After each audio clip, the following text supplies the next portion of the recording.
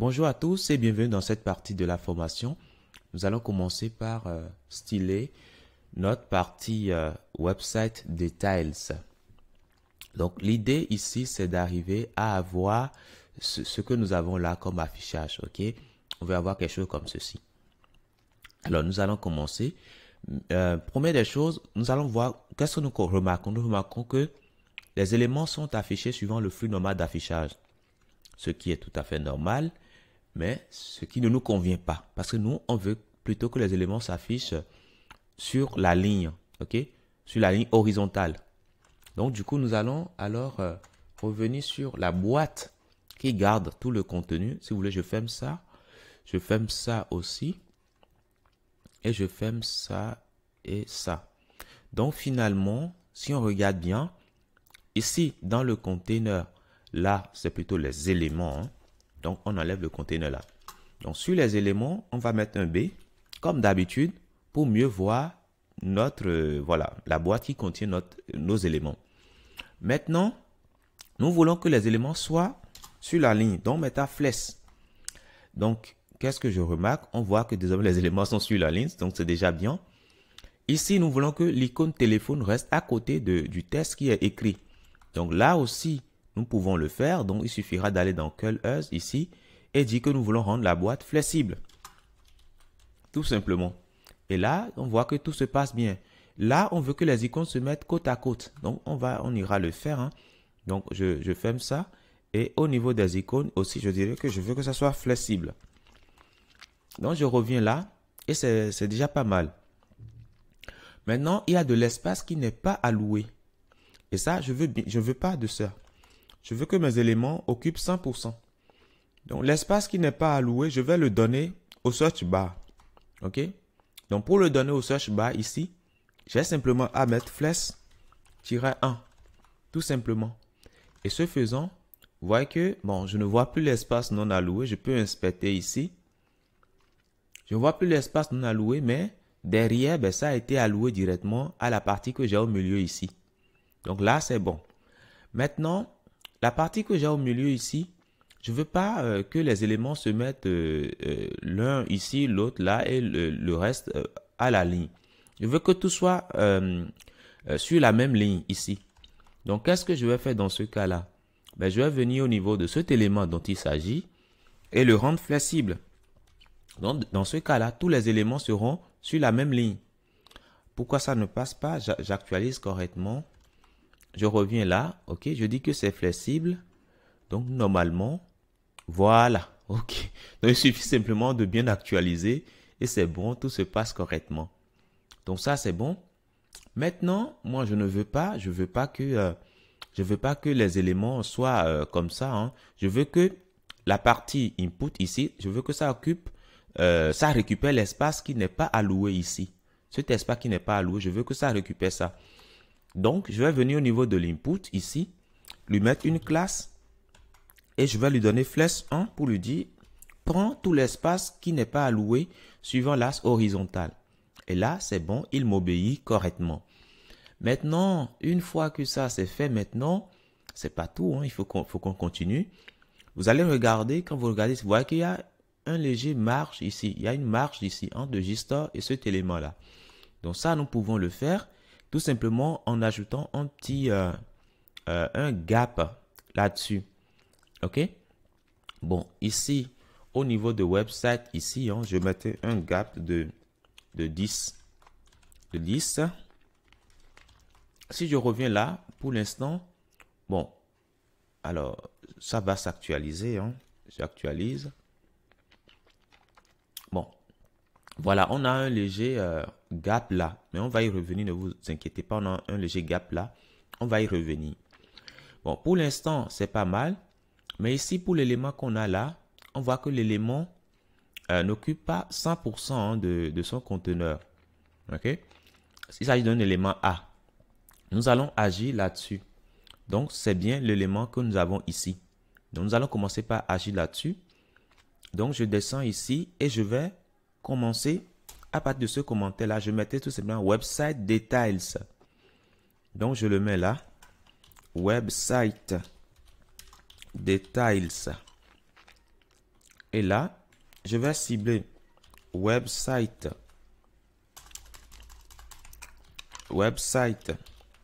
details, décidément, details.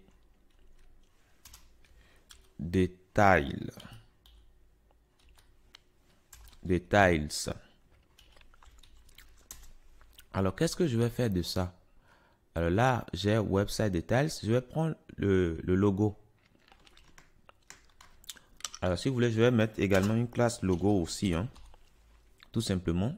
Comme le logo, on peut le retrouver à d'autres endroits que website details. Je vais mettre alors ça au niveau de la partie où je mets les styles. Donc, je mets logo, les styles d'ordre général. Et puis là, je mettrai, je vais prendre l'élément H2 que j'ai à l'intérieur, l'élément A, display block. Là, c'est bon. Et une fois que ça c'est fait, maintenant, je vais agir maintenant sur le style. Donc, test, transform. Je vais toujours le mettre en majuscule. Uppercase. Donc là, pour l'instant, j'actualise, c'est bon. Maintenant, je vais continuer et agir sur quoi? Ben, je vais simplement agir sur sa couleur. Donc, color, je mettrai simplement var et je vais indiquer que je vais utiliser la couleur dominante du site. Donc, pour l'instant, là, ça va bien. Maintenant, l'idéal, c'est d'ajouter une petite marge à notre élément, ok, en haut et en bas. Donc cette marge là, on peut mettre ici margin. En haut et en bas, on peut mettre 10 pixels. À gauche et à droite, on mettra rien. Donc si je fais ça, c'est déjà pas mal, mais on peut aller beaucoup plus loin et mettre 30. Et là, voilà, on voit que notre élément, c'est quand même, voilà, a une marge, voilà, très confortable. Donc ça, c'est bon. Maintenant, nous allons continuer avec les autres éléments que nous avons au sein de la page. Alors ici, au niveau de l'élément qu'on a au milieu ici, nous, on ne veut pas que ça occupe 100% comme ça. OK? Donc, on peut agir sur sa taille. Donc, sa taille, on peut revoir ça. Hein, donc, website, search by, ici, on peut revoir sa hauteur. Donc, du coup, je reviens là. Et nous allons regarder sa hauteur. Donc, weight, on mettra 50 pixels. Donc, si je fais ainsi, vous voyez que là, ça respecte bien ce qu'on lui demande. Mais attention, on veut l'aligner suivant l'axe vertical. OK? Donc, l'axe vertical, on peut le dire. Hein, on va dire simplement que tous les éléments que nous avons à l'intérieur ici, qui sont d'ailleurs flexibles déjà, ben, nous voulons aligner ça suivant l'axe vertical avec la propriété align item center que nous avons abrégé avec AIC. Donc, si je reviens ici, on voit que l'élément est bien centré suivant l'axe vertical. C'est déjà bien, c'est déjà une très bonne nouvelle. Donc, ça, c'est bon. Maintenant, on va commencer par bosser à l'intérieur. Alors, cet élément qu'on a ici, on veut arrondir les bords ici et là. Donc, allons-y. Donc, là, excusez-moi, je vais ajouter un placeholder. Placeholder, je mettrai ici search. Search. Voilà. Et normalement, bon, ça s'affiche. Maintenant, on ira maintenant côté CSS ici. Nous allons prendre l'input que nous avons à l'intérieur de cet élément. Input. Nous allons changer la couleur de fond.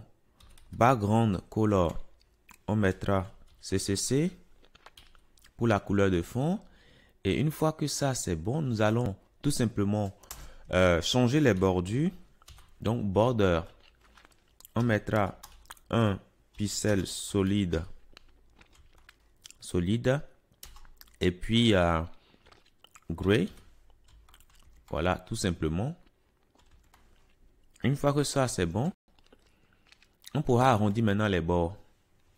Donc, je mettrai alors border radius pour arrondir les bords. Alors, en haut à gauche, non. Si, en haut à gauche, on veut arrondir. En haut à droite, non. En bas à droite, non. En bas à gauche, oui, 50 pixels.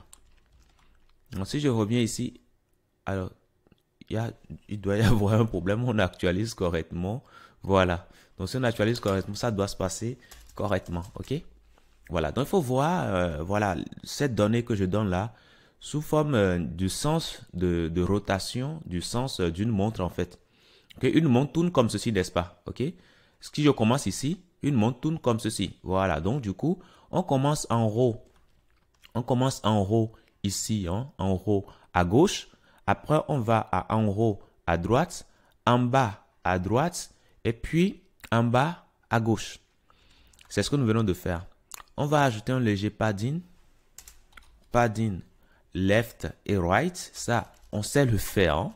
On peut le faire même directement ici, hein, si vous vous rappelez bien. On peut le faire directement ici. Donc, padding ins, on mettra 10. OK? Donc, à l'intérieur ici, vous voyez que on n'est plus collé ici au bord. Comme on peut aussi mettre 20, pourquoi pas.